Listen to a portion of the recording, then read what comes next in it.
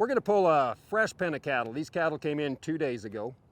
And so the goal here is not only get the cattle pulled out of the pen, but kind of acclimate them to our pressure, teach the cattle how to move away from pressure. We don't know what's happened to these cattle before they've got here, but we do know that we can change the way we pressure animals, get them to learn and respond to us, which should carry through for the rest of the time in the feed yard. This is a very, very important move this first time out. So we'll have these two guys. This is Brad and Josh, and they work here at Dar Feeders, and they're gonna move into these cattle, and we'll just see how they respond, what kind of pressure they can take, and where they go. So there's a nice movement coming off.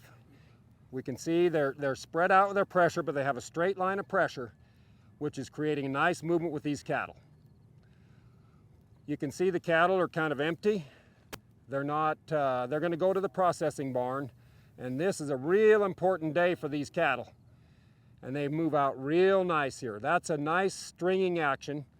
Now we'll watch if we don't want them to the corner, go to the corner, which they're going now. I would have maybe stepped to the left, but this is also a good thing. We'll take them to the corner, and now they're gonna learn to come out of the corner. So now the cattle come to the corner.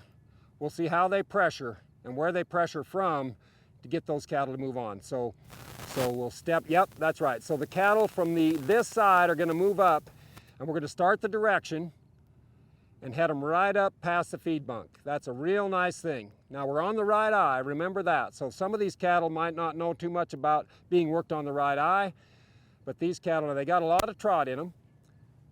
So we'll just, that's nice. It's not a panic movement. It's just a nice movement. And that movement will come out. So I wouldn't worry about that kind of movement. What I like to see is their ears forward, they're following a lead, and that movement is creating more movement. Now I'm gonna step right in here, and I'll step in and I'll try to direct the movement forward here and just keep that movement going right towards the gate. And this is a spot where they can kind of learn to come to a human. Now Josh is gonna step up, let him find the gate. Now he might, perfect. He stepped in just at the right time, turn those cattle to gate, and we're gonna follow right down with the cattle. And that movement right there, that pen move right there, taking those cattle out, couldn't have been any better. The cattle learned to move, they didn't have too much pressure, they learned that following movement, and now we're just gonna take these cattle up, we're gonna go down the alley, we're gonna teach them to have people follow them in an alley, and we're gonna train these cattle on the way to the really important part of feed yard arrival, and that's a processing deal. The calmer the cattle are that we bring up here, the more relaxed they are, the better the vaccines are going to work and all the things we do in processing. Great job, guys, on pulling a pen. And the first time that these cattle had cattle interaction with a human, it was real positive, and that's what we want to have in a feed yard.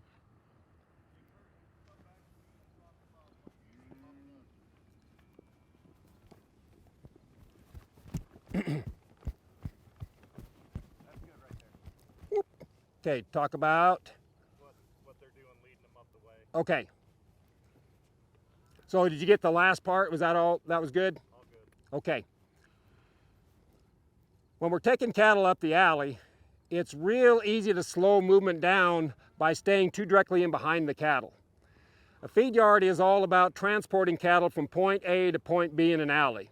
So the better cattle learn to move in an alley at arrival at the first week or two, the more trained they're going to be, and the better it's going to happen clear from the first time they go to a processing barn to the last time they are shipped. So what we want to do is we want to create movement from behind. And if you get straight in behind cattle, it tends to slow them down because they're looking over their shoulder to see what's behind them, and that slows their feet down. So if you ride back and forth across the alley, if you're a single person, at a 45-degree angle, usually that'll create movement forward because you're going from the left eye to the right eye and vice versa. If you're riding in pairs like these guys are, you'll see them there at each side of the alley, at the extreme left and the extreme right, and that creates cattle turning their head to the inside, which creates flow up the alley. That's a good way to get cattle started moving up and down alleys in a feed yard situation where they're going to do it a lot. That worked good. That was beautiful.